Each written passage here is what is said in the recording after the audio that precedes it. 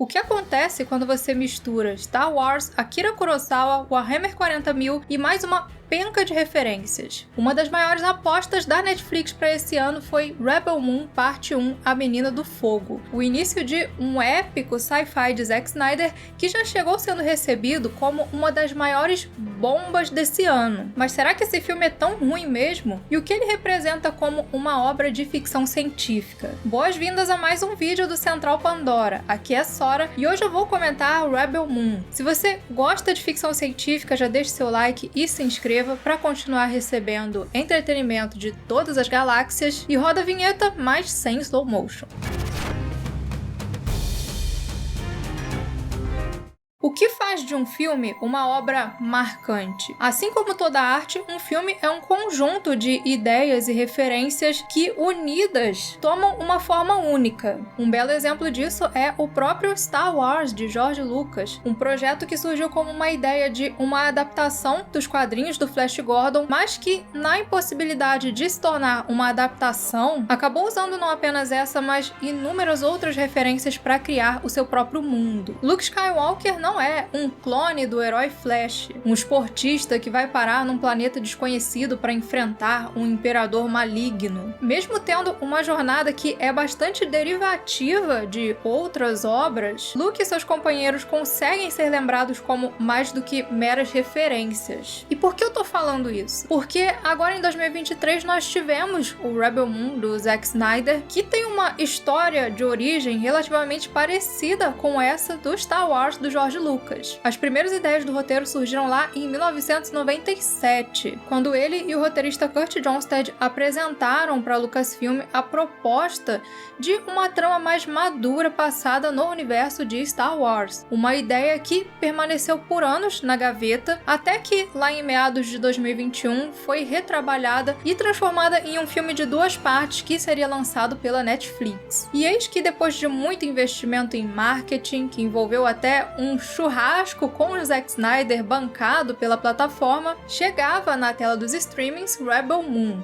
Bom, quase toda ópera espacial tem o seu grande império, e aqui não é diferente. O filme já começa nos apresentando o Mundo Mãe, um império que, depois de muitos anos usurpando recursos de outros planetas, estava prestes a finalmente conseguir sua redenção, promovendo a união na galáxia através da compaixão. Mas as coisas mudam quando a família real é vítima de uma traição e o rei e a rainha são assassinados. Esse evento acaba causando muito caos entre os planetas que eram comandados por esse mundo mãe, e isso abre brecha também para o senador Balissaurius tomar o poder. Assim, o Império retoma o seu tom autoritário e começa a punir severamente qualquer ato de rebeldia. Sobe o nome do filme.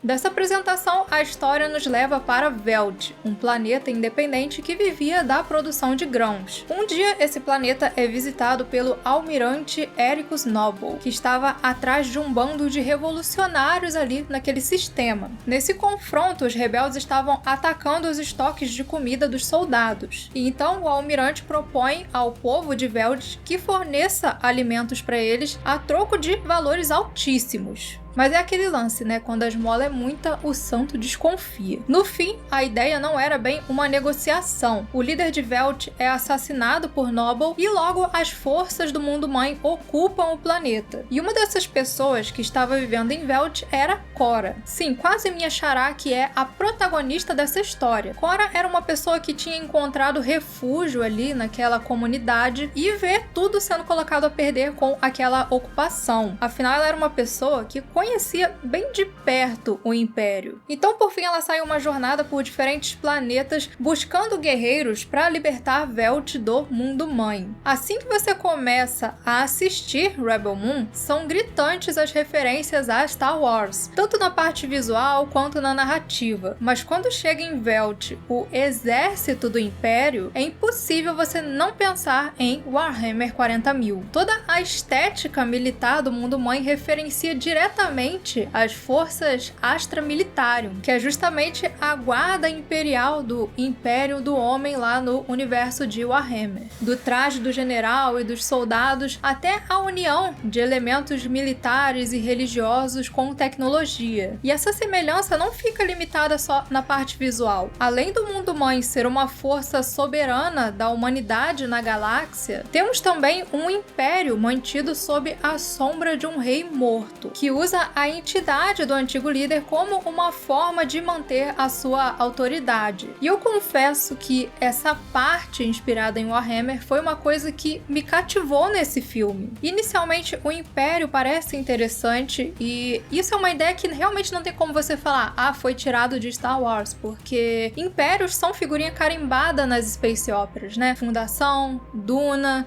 o próprio Warhammer. E pra mim, a escolha do Ed Skrein como o General Ericus foi perfeita. Eu já gostei muito dele como Zapan lá em Alita, Anjo de Combate, e nesse filme ele faz um personagem muito parecido e acerta mais uma vez. É um cara que consegue fazer personagens que são irritantes, que a gente ama odiar. Mas aí o filme avança e cada vez mais os seus defeitos vão despontando. Além do excesso de slow motion, que eu juro que eu tentei não me importar, porque eu acho que o estilo do diretor, a visão artística é uma coisa que deve ser respeitada, mas não tem condições, é muito slow motion e tem slow motion dentro de slow motion, então assim, não teve como ignorar essa parte realmente, e o filme tem umas discrepâncias que dão a impressão de uma produção apressada ou mal acabada. Enquanto nós temos uns bons acertos em direção de fotografia, tem umas cenas que são realmente muito bacanas e até umas cenas de luta excelentes, como é a da Nemesis lá com a Mulher-Aranha, que eu achei que remete muito a boss fight de videogame, parece uma cena que seria tirada de um jogo dessas séries Souls ou de um hack and slash. Ele tem também umas cenas de ação que parecem perdidas em si mesmas, como aquela cena que tem no início lá dentro de um celeiro, que é uma bagunça. E essa discrepância acontece também na parte de efeitos visuais, que tem hora que são excelentes e de repente simplesmente ficam muito feios. Parece que no meio da produção acabou o dinheiro e algumas coisas simplesmente ficaram sem acabamento. Mas pra mim, o maior defeito de Rebel Moon está mesmo na narrativa. Como eu falei no início desse vídeo, toda obra tem as suas referências, mas o que diferencia Rebel Moon de outras obras derivativas, como a própria Star Wars, é que ele não consegue ir além das suas referências. Fazendeiros em busca de guerreiros para enfrentar criminosos que estão roubando as suas plantações, nós já vimos isso em um dos maiores clássicos do cinema. Nós já vimos até mesmo uma excelente releitura disso em Vida de Inseto. Os rebeldes chegando em um bar porque precisavam de um piloto, nós também já vimos isso. Tem até o estereótipo Conan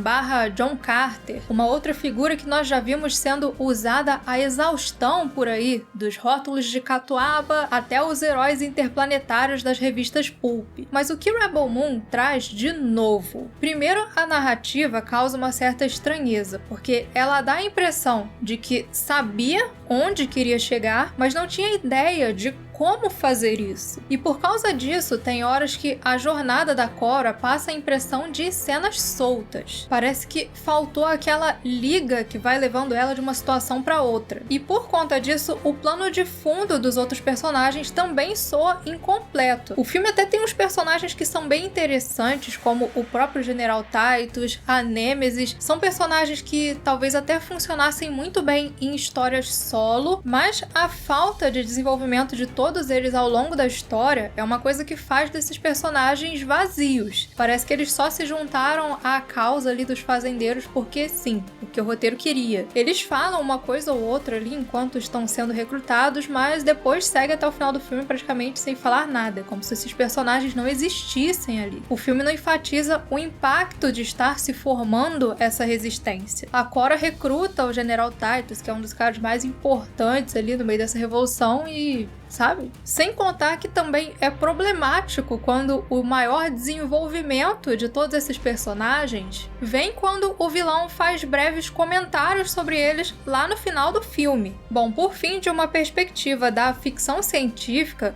Rebel Moon me lembra as histórias da Era Pulp, mas não a que nós nos lembramos, mas sim aquelas que se perderam na Era Pulp. Narrativas extremamente genéricas criadas por jovens entusiastas do gênero que não traziam absolutamente nada de novo. Eram apostas em ideias que davam certo sem qualquer tom de originalidade ou preocupação com a escrita, que por fim acabaram esquecidas nas sombras de obras verdadeiramente interessantes. Em um ano de muitos lançamentos de ficção científica excelentes, como o próprio Godzilla Minus One, que saiu agora no final do ano e foi um mega sucesso, e até de filmes que foram injustiçados, como o caso da Resistência, que nós comentamos recentemente aqui, que teve a sua crítica perdida no meio de comparações com inteligências artificiais como o ChatGPT, sendo que o filme não está falando disso. Rebel Moon veio como uma representação do que se tem de mais vazio nesse gênero. Uma obra totalmente comercial, que só se preocupa com referências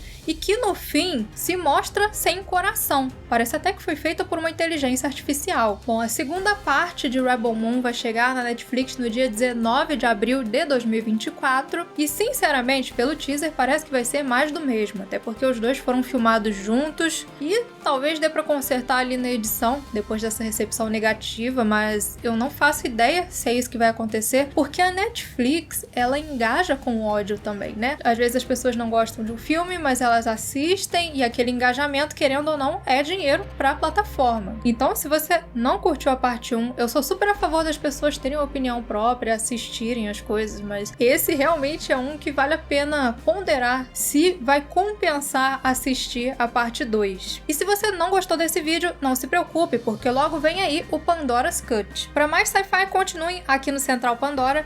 E antes de encerrar, um agradecimento especial aos membros da Ponte de Comando Pedrox e Saren e aos oficiais de ciências Everton Carpes, Luiz Alberto e André Oliveira. Pessoas que são essenciais na nossa missão de levar a ficção científica por todas as galáxias. Muito obrigada e vejo vocês por outros mundos.